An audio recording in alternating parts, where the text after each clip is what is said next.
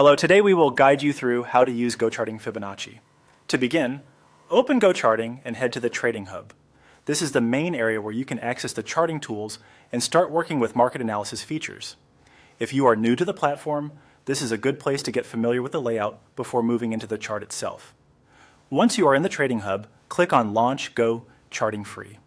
This will open the charting interface where you can analyze price movement and apply technical tools. Give the platform a moment to load fully so you can clearly see the chart and the tool panels around it. Next, look to the left side panel and click on Drawing Tools. This section contains a variety of charting tools used for technical analysis. The Drawing Tools menu is where you will find options for trend lines, shapes, and of course Fibonacci tools. If the panel looks crowded, take your time and focus on locating the Drawing Tools icon first.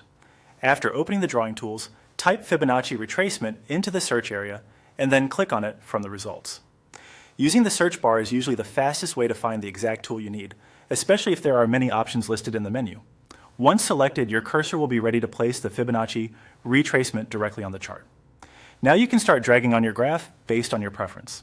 Typically, you would click at one point on the chart and drag to another point to define the price range you want to measure.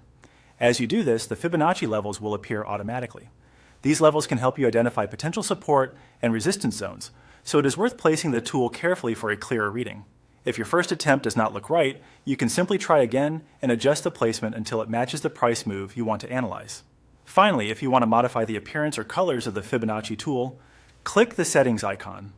This allows you to customize how the retracement levels look on your chart. Adjusting colors, line styles, or visibility can make the tool easier to read, especially if you are working with multiple indicators at the same time. A cleaner chart often makes analysis faster and more comfortable. That's it. You've now learned how to access, apply, and customize the Fibonacci retracement tool in GoCharting. With a little practice, this can become a quick and useful part of your chart analysis workflow.